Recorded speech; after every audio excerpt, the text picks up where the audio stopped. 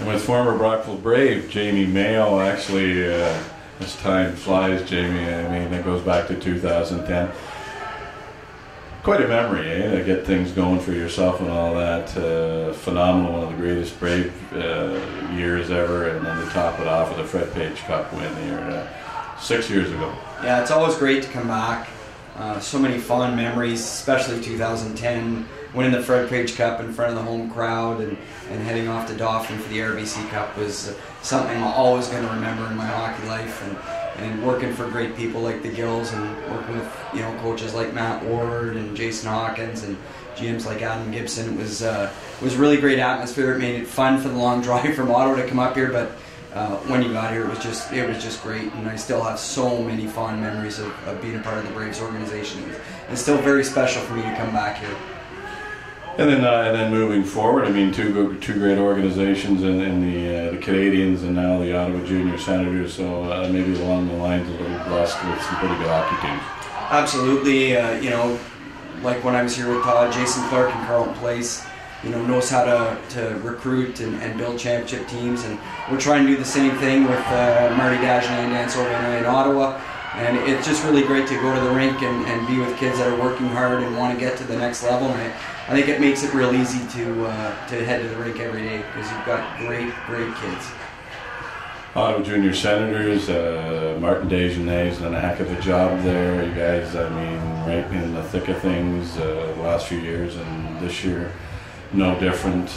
How's the season been? And then maybe we'll talk about around the deadline, what were the needs. But the season, let's say the halfway mark, what was the season like? The season's been great so far. Obviously, it's so tight at the top. 4 or 5 now, 6 teams within about 6 or 8 points. And we're just right in the mix, and we just want to get to the rink and play good hockey every night. It's not truly about wins and losses. It's about playing the right way and getting ready for the playoffs. And like I said before, the kids are working really hard and have been buying into what Marty is selling, and hopefully we can turn that into a bit of a playoff run again this year.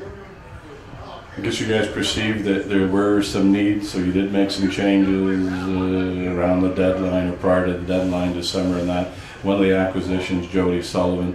What were some of the needs, and how did you plug the holes? Well, we recognized going into December that we thought we needed a little bit more sandpaper, a little bit more grit. When we got Jody Sullivan and Evan Lindquist and Luke McCaw from Nepean, and then Hunter Gunsky from Hawkesbury for our back end, because we felt that we wanted to be a little bit grittier going towards the playoffs if we wanted to go on a long playoff run. So they have been a huge help to us up front and on the back end. And then just at the deadline, we acquired Louis Coteau from Canada along with Dean Hewins. We haven't seen Dean yet. He's been on the shelf, so we're looking forward to getting him back in the lineup.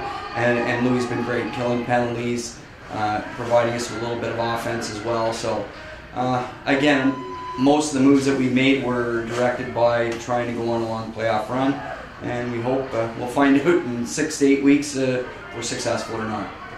Yeah, I mean, basically using a baseball analogy, we're in the stretch run right here. This is another big one. Now coming into this one, the 5th meeting between the 2 teams. The Braves actually won 3 of the previous 4. What have you seen from the Braves this year?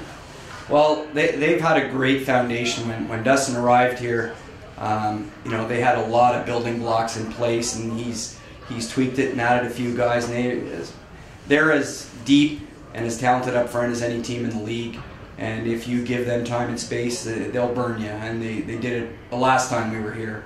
And obviously, Henry Johnson's been just an absolute find for them. He's been as good as any goaltender in the league. So, Dustin's done a good job building upon the foundation that was set and adding the players that he thinks are going to be necessary to a playoff run for them. And they're playing great hockey. And any of the top 5 or 6 teams, it's the first time since I've been in the league where the top 8 first-round playoff matchups, it's not going to be a cakewalk for anybody. I think that's great for the league. The parity this year is unlike anything I've seen since I've been a part of the CCHL. So I think it's going to make for great hockey in the playoffs, and hopefully both teams can go on a bit of a run.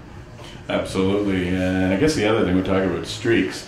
You had a streak going quite a while ago, Jamie, that every time you did an interview, your team lost. But you did snap that. You did snap that. So, how's it going to go tonight? I don't know. I'll let you know at the end, Neil. Marty texted me this morning and he said, I've done the last 2 interviews in Brockville before the game and we lost, so we got to change it up. So, not that we're superstitious or anything, but we'll see what happens at the end. So you guys have been a little ahead of the curve on this. Just a little bit. Jamie, thanks as always. Thanks for chatting with us back here in Brockville. It's a pleasure to be here, Neil. Thanks. Jamie Mayo of the Ottawa Junior Senators.